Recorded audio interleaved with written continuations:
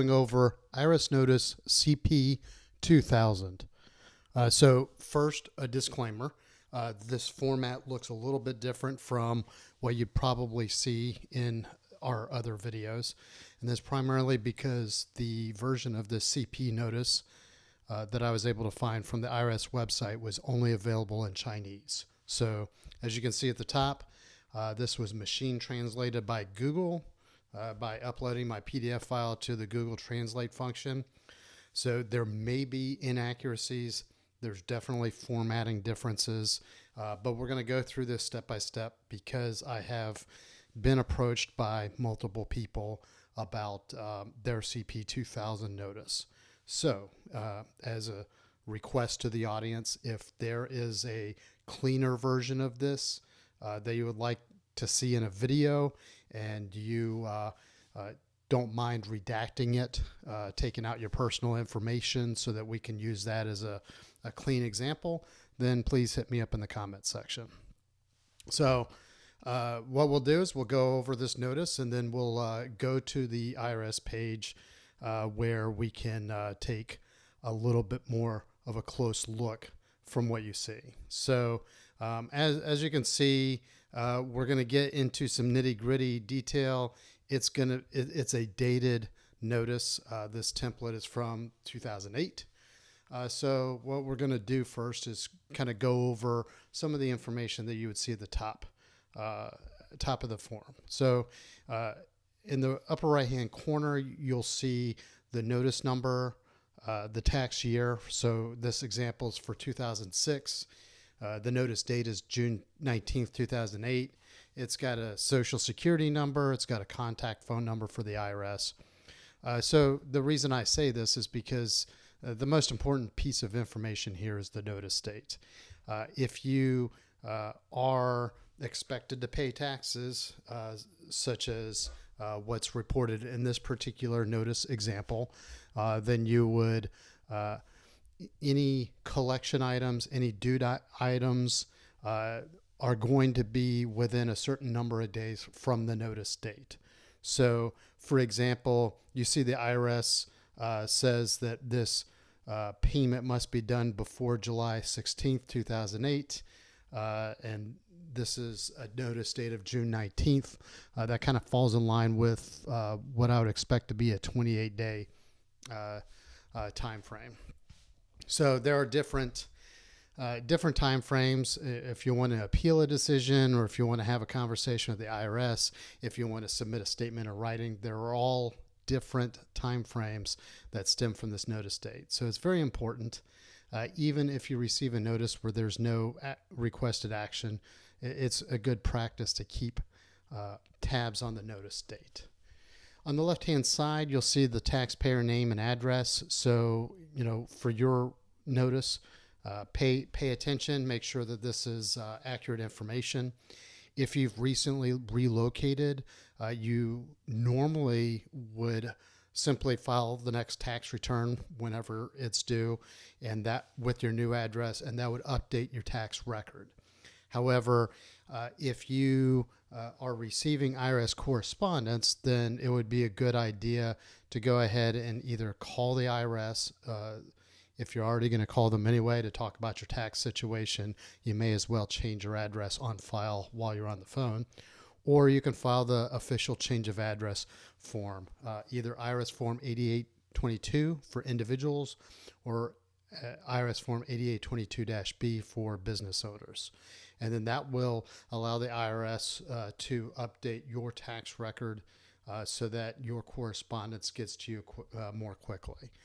Because these action items are from the notice date, the IRS does not pay particular attention to where they're sending their correspondence. If it's the most recent address that's in their file, then they're not going to really pay particular attention if it takes a week or two for your mail to catch up to you.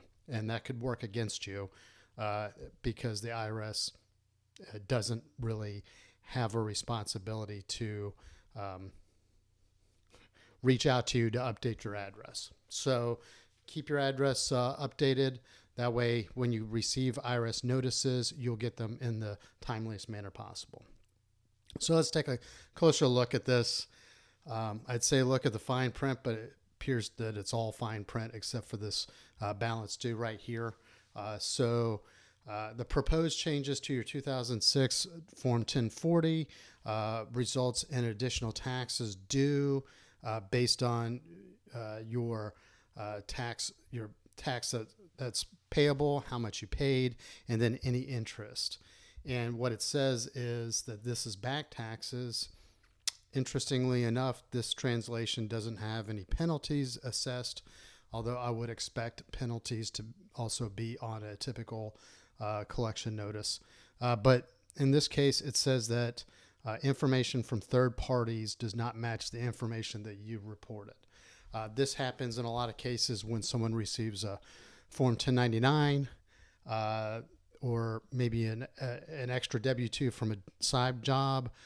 There's lots of different sources of income, and sometimes they come in later than expected, and you've already filed your tax return, and you never filed the amended tax return, which would normally kind of catch all of these things. So the IRS does take information from all of these information returns, such as 1099s, 1098s, W-2s, and they assess your tax, and then they compare that to what your tax return reported. Again, your tax bill, when you start taking a look at deductions and tax credits that you may be entitled to, will probably be lower than what the IRS calculates independently. So, your responsibility as a taxpayer in this case would be to advocate for yourself and make sure you take that extra step of either recognizing maybe you did not claim that income or report it correctly and you do owe taxes, or if you actually did report that and for some reason there's a mistake in the paperwork, then you need to speak up with the IRS and kind of state your case that you reported it correctly. So again, the steps the IRS notice recommends: review this, compare the changes that they've made with the amounts that you reported on your tax return. If you agree, there are certain options. You can pay off the remaining balance by sending the balance by the due date. If you're unable to pay off the entire balance, then you can use an installment payment plan. For larger tax balances, you can file IRS Form 9465. That's the installment agreement request. This particular balance of $22.89, at least under today's rules, you should be able to qualify for a streamlined installment plan, which you could just request straight from the IRS website. So if you don't agree with the changes, then you would need to complete the response form, which we'll get to, and then attach an assigned statement as well as your supporting documents. And again, that response should be before July 16th. If you do not send a response, then the IRS will start the collections process. And the first step is that they would send you a statutory notice of deficiency. They'll submit a final bill for the amount due, in which interest would still continue to accrue, penalties would accrue. So this is a little bit kind of indirect translation, but that's basically the intent of this translation right here.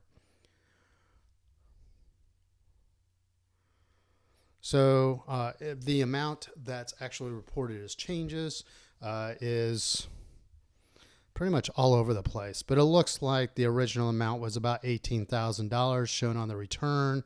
The IRS corrected this amount for, that's kind of, I guess, $30,075. And then the difference is, well, it's more than $592. I guess it's this $1,275 number. And then the non-employee compensation, there's a difference there as well. So you've got a difference in income, and then the adjustments for income. The IRS kind of calculated that. They recalculated the tax assessment based on the line items that would have changed with the changes of income. And then as a result, the tax that needs to be, I guess, paid is based on that difference, either in the self-employment tax or the taxable income that was reported on your W-2. So there are, specifically the information that doesn't match here. It looks like the tax withheld from an employer on two different form W-2s. There's salary information that was reported to the IRS, but for some reason did not make it up here. So if you originally reported the 18,000, but the IRS corrected that to the 30,000, then you can actually see this appears to be a case where the taxpayer included the income from employer A, but for some reason omitted the employer 2 W-2 reporting. So the IRS does in fact pick up missing W-2s and send this type of a notice as a correction. And then it also looks like there was some sort of payout in the form of 1875 on IRS form 1099 MISC. Looks like there was additional casino income or gambling income reported on form W-2G. In my experience, I'm not sure. I've actually seen a W-2G filed for less than the amount that is required by statute, which I believe is $600. So, in fact, a lot of casinos seem to have jackpots and payouts of $599 specifically to come in under the reporting requirements. So there's there's a bunch of verbiage here about, some of the stuff that you could have, that might not have happened, might have happened, common situations, scenarios. So maybe you didn't receive a Form W-2 or a 1099. You would still use your existing information to estimate that total income during the year. You can also file a substitute form to get through that. Schedule A, there's some verbiage here, which under the current tax laws, miscellaneous deductions are not allowed until at least the end of 2025 tax year. Self-employment tax on self-employment income, there's some verbiage about that. So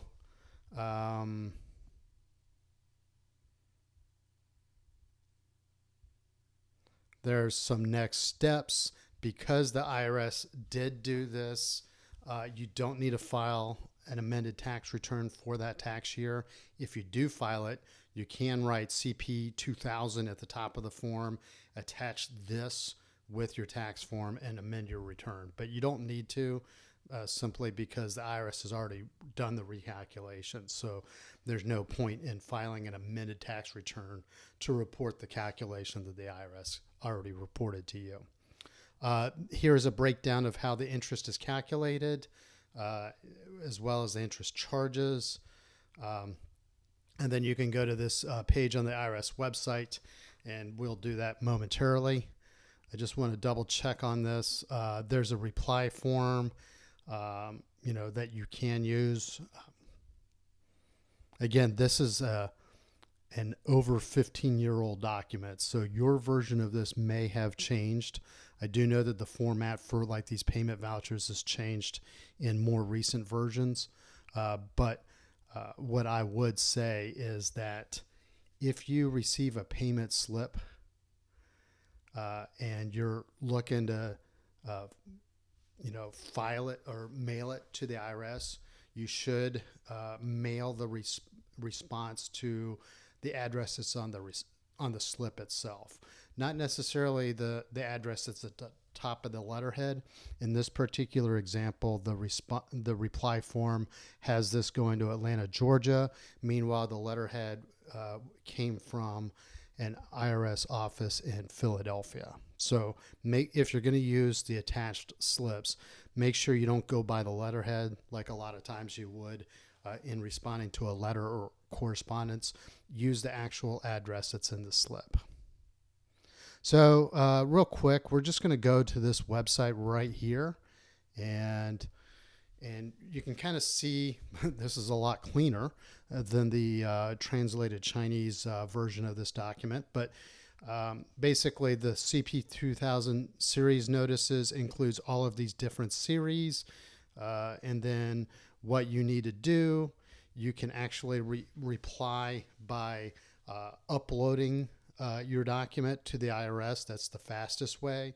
You can also fax your response to the location on the top left side of the notice, and then you can send it to the address on your notice as well.